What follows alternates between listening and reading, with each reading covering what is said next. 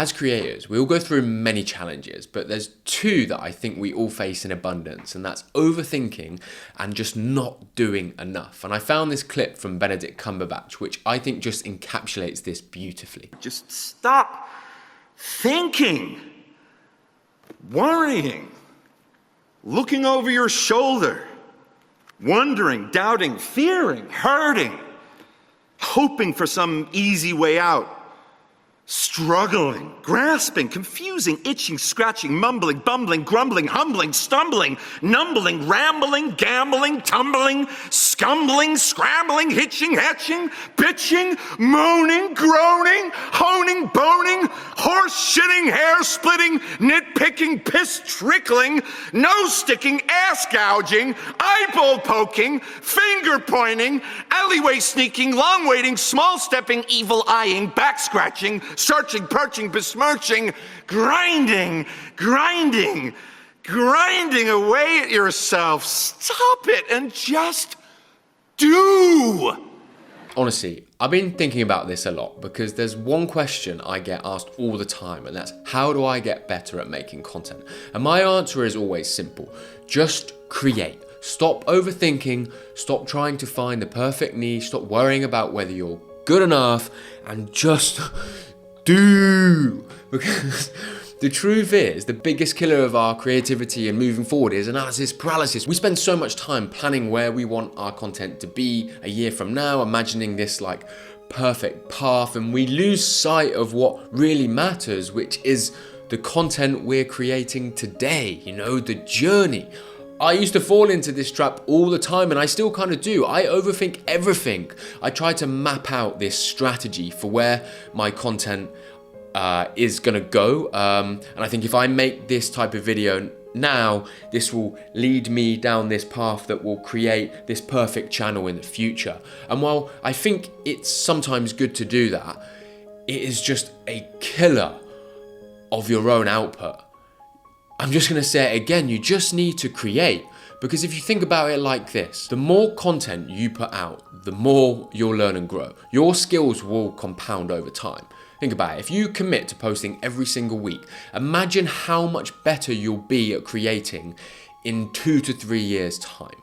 Because we're all in this for the long run. It doesn't matter what your videos are like today or how many views you get, because we want to be here for a while. Short-term results and virality don't make you a better creator. Perhaps you need it for validation. Perhaps you need it for motivation.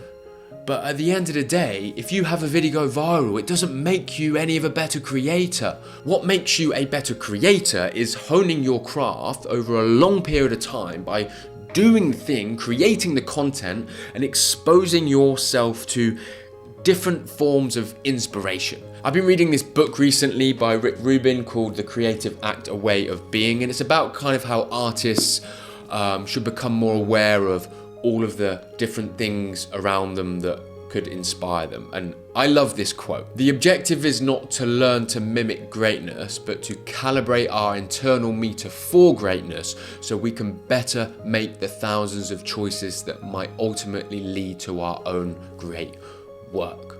Oh, I love it. It's quite early on in the book, and this quote really just emphasizes that the goal is not to imitate or replicate others or compare ourselves to others, but rather to comprehend the essence of greatness. Because by understanding the characteristics, the thoughts, the nuances that contribute to greatness, it enables us to shape our own path towards success. By recognizing and internalizing the nature of greatness, we can steer our decisions in a way that aligns with our aspirations for achieving personal greatness. And I might be waffling there a little bit, but I've been contemplating on this a lot recently. This idea of being more aware of what's around us and what inspires us and why. I'm trying to read more stuff like this to figure out this path that propels my ability to create by both doing and immersing myself in inspiration.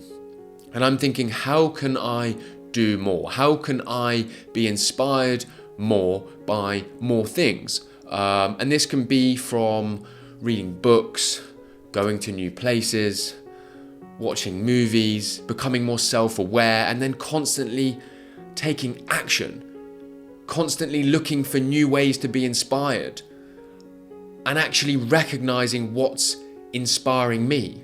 Is it the colors of the walls? Is it the songs of the birds? Is it, I don't know, just going for a walk and just looking at nature?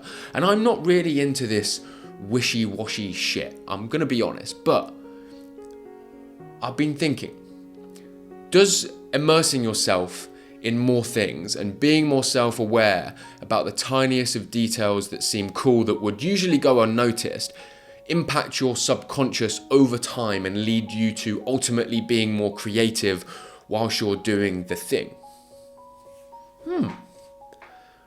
Maybe I could definitely fuck with that idea. I don't know whether there's any proof in that, but I think I'm gonna try it. I'm gonna try it and see whether I do become more creative. And so how am I planning on implementing this in terms of the doing?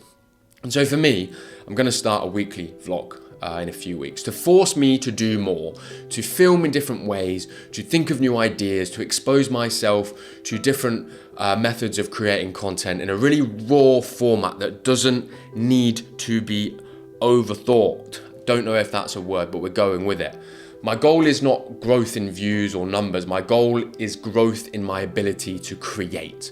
Because going back to the long-term thinking, if I create more things in more ways, I will be so much better in 2 or 3 years' time at creating content rather than just consistently trying to craft this perfect video every time. Like, I need to just do and do more. And then the views and growth will just be a byproduct of my ability to create videos. I think everybody should think like this, because then you just stop worrying about the short-term results that you get from videos underperforming. And I'm also going to run this little like side quest alongside the vlog where I do make a more polished video every couple of weeks, which will show the progression of my ability to create more polished videos through pumping out more raw content.